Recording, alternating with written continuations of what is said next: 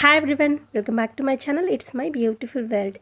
ఈ వీడియోలో పప్పుని ఎలా ప్రిపేర్ చేసుకోవాలో చూద్దాం. ఫస్ట్ 2 టీ గ్లాసుల కందిపప్పుని వాష్ చేసుకుని పక్కన పెట్టుకోవాలి. ఆ తర్వాత 15 పచ్చిమిర్చిని 2 టమాటాలను కట్ చేసుకుని వేసుకోవాలి. ఆ తర్వాత హాఫ్ నిమ్మకాయ సైజ్ అంత చింతపండుని తీసుకుని వాష్ చేసి అందులో వేసుకోవాలి. ఆ తర్వాత 1 టీ స్పూన్ ఉప్పును వేసుకోవాలి. హాఫ్ టీ స్పూన్ పసుపును కూడా వేసుకోవాలి. చింతపండు ఎక్కువైతే పప్పు పుల్లగా ఉంటుంది కాబట్టి హాఫ్ లెమన్ సైజ్ అంత చింతపండు సరిపోతుంది. ఆ తర్వాత హాఫ్ టీ స్పూన్ పసుపుని కూడా అందులోనే యాడ్ చేసుకోవాలి. ఆ తర్వాత హాఫ్ లీటర్ వాటర్ని వేసుకుని పప్పుని ఉడికించుకోవాలి.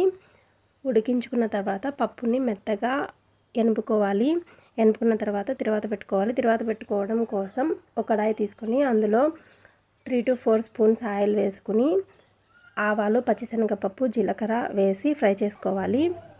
ఆ తర్వాత తొక్క తీసి సన్నగా కట్ చేసుకున్నటువంటి ఆనియన్స్ని వేసి బాగా ఫ్రై చేసుకోవాలి. ఆ తర్వాత 10 వెల్లుల్లి రెబ్బల్ని తీసుకుని పొట్టు తీయనవసరం లేదు, కచ్చాపచ్చగా దంచుకుని అందులో వేసుకోవాలి. వీటిని కూడా బాగా ఫ్రై చేసుకోవాలి. ఫ్రై అయిన తర్వాత ఎండుమిరపకాయలు, కరివేపాకును వేసి ఫ్రై చేసుకోవాలి. వీటిని అన్నింటినీ గోల్డెన్ బ్రౌన్ కలర్ వచ్చేంత వరకు బాగా ఫ్రై చేసుకోవాలి. ఫ్రై అయిన తర్వాత ముందుగా ఎనిపి పెట్టుకున్నటువంటి పప్పుని వేసి బాగా కలుపుకోవాలి. 1 or 2 minutes పప్పుని ఫ్రై చేసుకోవాలి. అంతేనండి, అన్నంలోకైనా సంగటిలోకైనా టేస్టీగా ఉండే పప్పు రెడీ అయిపోయింది. ఈ వీడియో మీకు నచ్చినట్లయితే please do like, share and subscribe my channel for more videos.